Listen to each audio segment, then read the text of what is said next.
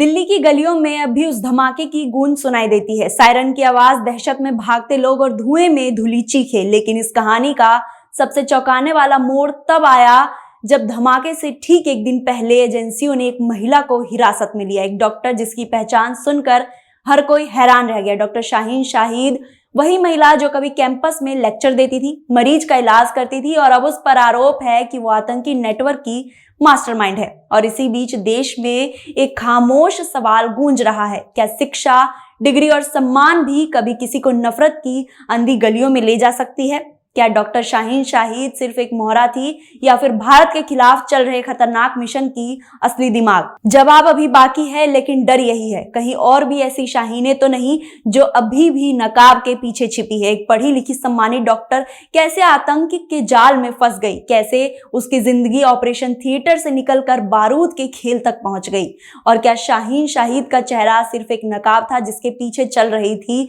खतरनाक साजिश? राष्ट्रीय राजधानी दिल्ली में लाल किले के समीप हुए धमाके से एक दिन पहले एजेंसियों ने एक महिला डॉक्टर को पकड़ा था। ये महिला थी डॉक्टर शाहीन शाहिद। जम्मू कश्मीर पुलिस और एटीएस ने संयुक्त कार्रवाई में डॉक्टर शाहीन को पकड़ा था। शाहीन का नाम उसी आतंकी नेटवर्क से जुड़ा है जिस नेटवर्क का नाम दिल्ली ब्लास्ट में आया। दिल्ली ब्लास्ट में 10 लोगों की मौत हो गई, जबकि 20 से अधिक लोग अभी भी घायल हैं।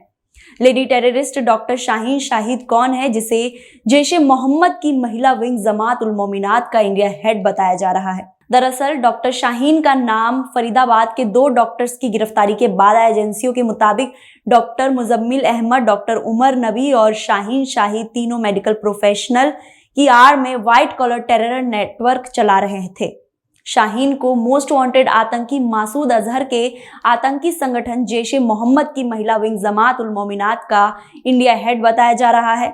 बताया जा रहा है कि वो जैश आतंकी मासूद अजहर की बहन सादिया अजहर के निर्देश पर काम कर रही थी। शाहीन की गिरफ्तारी के बाद उसके लखनऊ स्थित घर पर भी जम्मू कश्मीर पुलिस और यूपी एटीएस ने छापेमारी की। इस संयुक्त कार्रवाई में शाहीन के भाई डॉक्टर परवेज अंसारी को भी पकड़ा गया, जो इंटीग्रल यूनिवर्सिटी में पढ़ते हैं। डॉक्टर शाहीन के लखनऊ वाले घर से कई दस्तावेज, हार्ड डिस्क और मोबाइल फोन्स भी एजेंसियों ने अपने कब्जे में लिया। शाहीन कानपुर के गणेश शंकर विद्यार्थी मेडिकल कॉलेज में भी लेक्चरर रह चुकी हैं।